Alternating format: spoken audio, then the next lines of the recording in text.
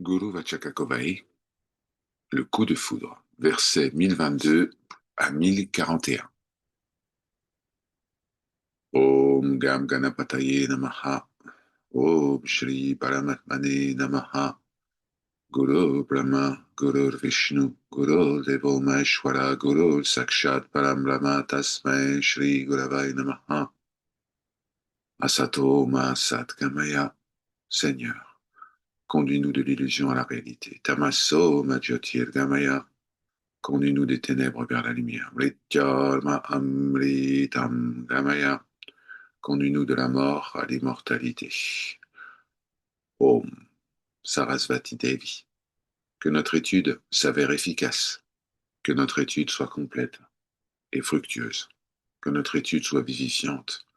Que la lumière de la vérité brille sur nos études. Om Shanti Shanti Shanti.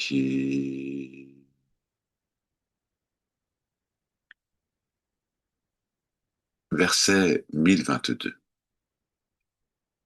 Lorsque l'ego, qui projette le monde, mais se cache, incapable de connaître sa véritable nature, lorsque cet ego pénètre le cœur en s'interrogeant ainsi, mais quelle est la source rayonnante de moi-même?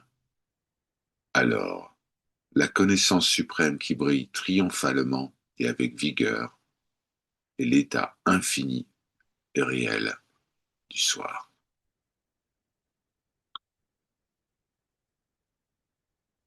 Verset 1023. Si, au lieu d'aspirer fébrilement au plaisir terrestre, en raison de la connaissance objective d'autre chose que lui, le mental se concentre sur lui-même en se demandant qui suis-je, qui connaît ces objets? Ce qui est verra ce qui est. Dis-moi, y a-t-il autre chose de réel? Verset 1024. Quel que soit leur stade de vie, et quelle que soit la caste dans laquelle ils sont nés, les sages demeurent toujours dans leur propre état, l'état naturel du soi. Tous les autres états, tels que les castes et les stades de vie, ne sont-ils pas simplement des états irréels, puisqu'ils ne concernent que le personnage?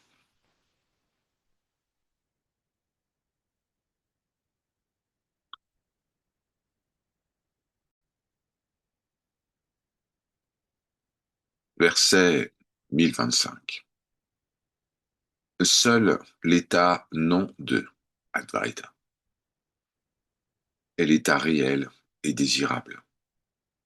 Tous les états de vie céleste, qui sont semblables à des lotus, ne sont que des projections mentales irréelles qui se nourrissent de plus en plus d'illusions et qui, comme l'eau d'un mirage, n'apparaissent que grâce à l'imagination.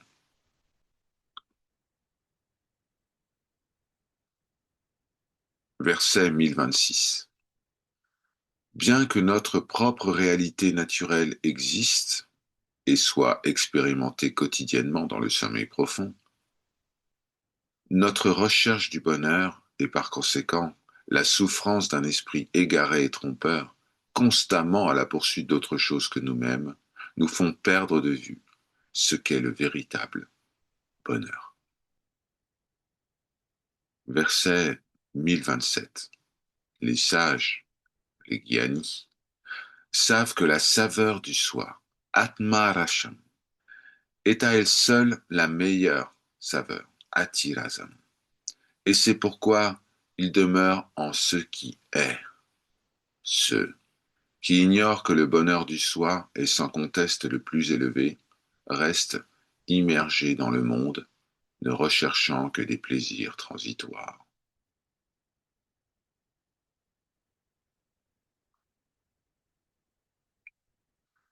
Verset 1028. Ceux qui ignorent que leur propre nature est bonheur, ceux-là seront égarés comme le cerf musqué, tandis que ceux qui connaissent clairement leur véritable nature, Sat, Chit, Ananda, existence, conscience et félicité, demeureront dans leur propre état, sans se soucier du monde et sans rechercher le bonheur dans les objets matériels. Le cerf musqué dégage une odeur agréable, mais, ignorant que cette odeur ne vient que de lui-même, il court, çà et là, à la recherche de sa source.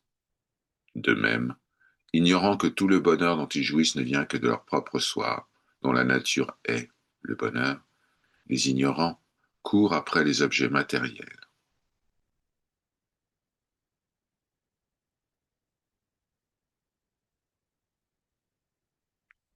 Verset 1029. Ce qu'on appelle bonheur est simplement la nature essentielle du soi. Le soi n'est autre que le bonheur parfait. Sachant cela et demeurant dans cet état du soi, jouissez éternellement de la félicité. Sukhi Bhava, soyez heureux.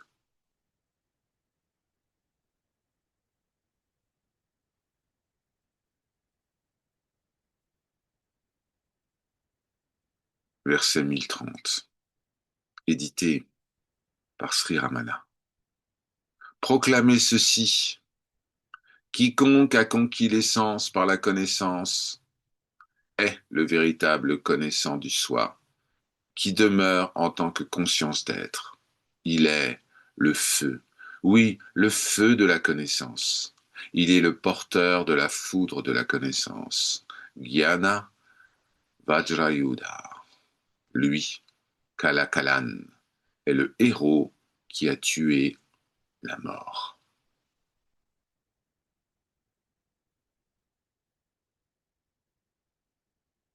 Verset 1030. Seul le puissant sage, qui a conquis les cinq sens par la persévérance, qui rayonne sans entrave, seul ce puissant sage est le porteur de la foudre qui a détruit Yama, le dieu de la mort. Il est le soleil de Gyana, qui détruit l'obscurité de l'apparence des six ennemis intérieurs, à savoir le désir, la colère, l'avarice, l'illusion, l'orgueil et la jalousie.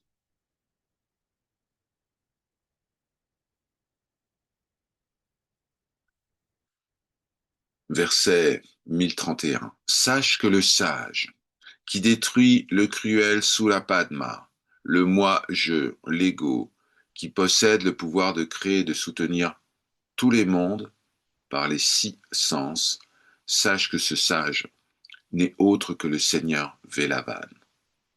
Félicité suprême.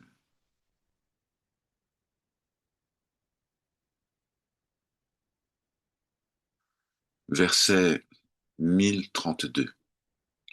Ô homme, qui croyait à tort que ce corps, insensible comme une image, est je, dites-moi, une image peut-elle penser quoi que ce soit?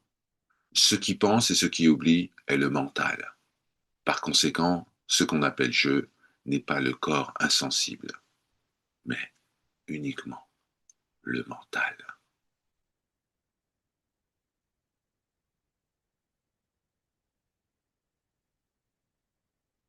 Verset 1033.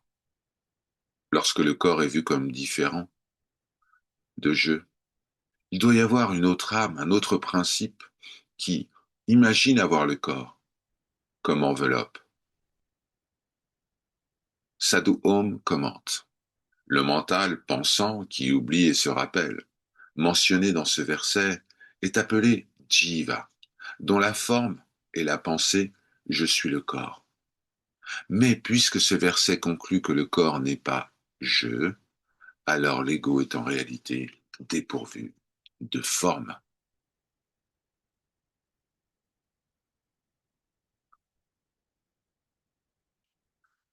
Verset 1034.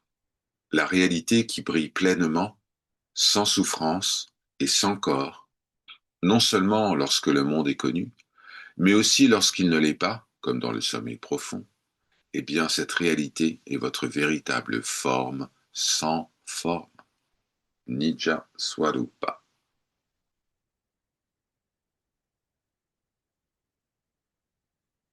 Verset 1035. Que le monde connu par les cinq sens soit réel ou qu'il soit considéré comme le fruit de l'imagination, n'existez-vous pas là sous la forme de la conscience connaissante? Seule la pure conscience je suis est la forme du soi, Atma Swarupa.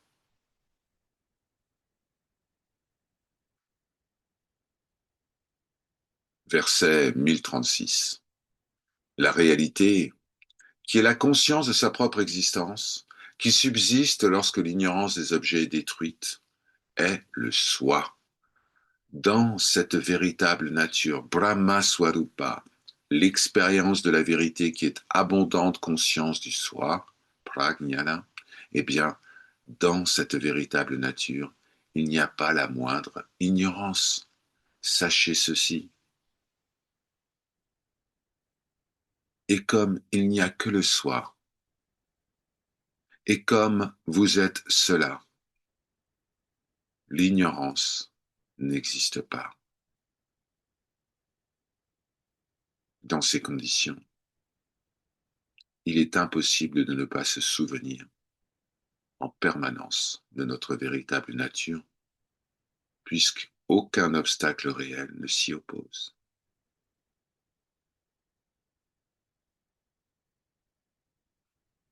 Verset 1037. Ce Brahma Swarupa n'est pas seulement ce qui est dépourvu d'ignorance, mais il est aussi le soi, connaissance parfaite. Si ce n'était pas la connaissance réelle, comment le discernement pourrait-il surgir?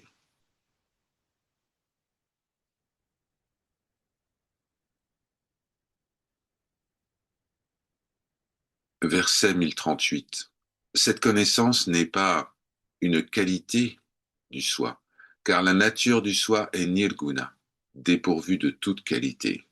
De plus, la connaissance du soi n'est pas un acte de connaissance sujet-objet, car le soi est non agissant.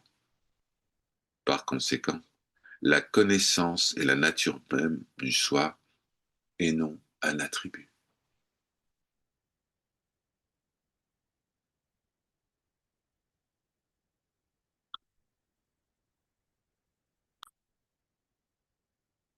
Verset 1039. Seule cette connaissance sans objet, existence puissante, qui brille intérieurement par elle-même en tant que l'indestructible je suis, et qui ne dépend absolument pas d'autre chose, seule cette connaissance est la nature de sa propre réalité inébranlable. Sat, Yana, Chit, Ananda.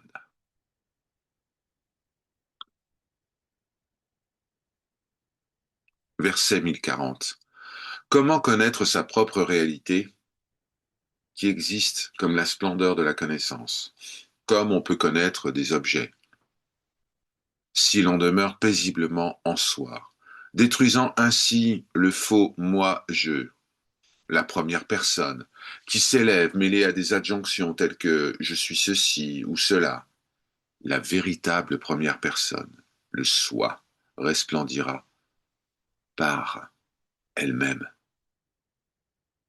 En vérité, elle resplendit toujours. C'est du fait de l'illusion que des nuages passent, que il y a ce sentiment d'être autre chose que ce qui est. Mais si nous sommes autre chose que ce qui est, alors nous ne sommes pas. Verset 1041. Parmi les nombreux groupes qui constituent les triades, les triputi, ou les trois facteurs de la connaissance objective, le connaissant, ce qui est connu et l'acte de connaître, aucun facteur ne peut exister en dehors du soi, en dehors de ce qui est. Cependant, pas un seul de ces facteurs n'est le soi. Seul ce qui demeure comme base de tous ces facteurs, connaissant, connaissance, objet de connaissance, constitue la réalité du soi. Hariom Tatsat, ceci est parole de vérité.